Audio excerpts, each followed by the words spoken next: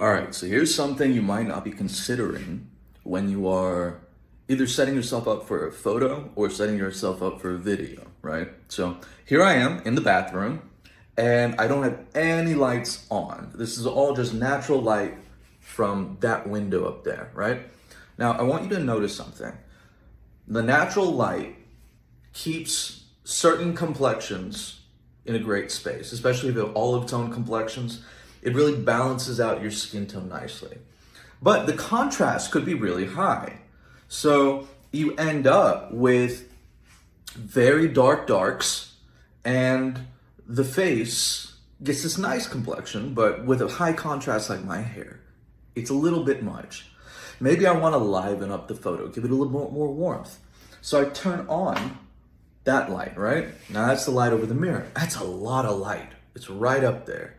So now it kind of makes it a little harsh. You lose some of the detail in the hair. It gets washed out. Also, the photo's a bit flat. There's no depth to it. There's no vibe. So what if I start using the lines of the room? Now my bathroom is a rectangle. If you look at the ceiling, you can see these crease lines from the wall to the ceiling. Now we can use those lines to create depth and perspective. Now I don't like the curtain in the background, or the vent over here, or the light behind me being so obvious, creating all those blues back there that I don't want in the vibe when I have so much shadow up front.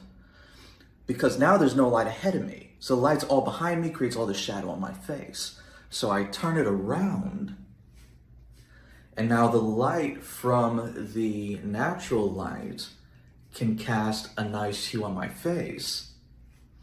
And the light from above the mirror not only creates a nice warm glow behind me that helps with framing my silhouette, but it also works with the lines of the room that create depth. This is called this is called depth of field, right? Like the depth from back there to here. There's a good depth of field. There's a lot of space, separation between foreground and background, the lights and the sight lines connecting it all. But also the sight lines are moving towards my head. So it creates a nice focal point.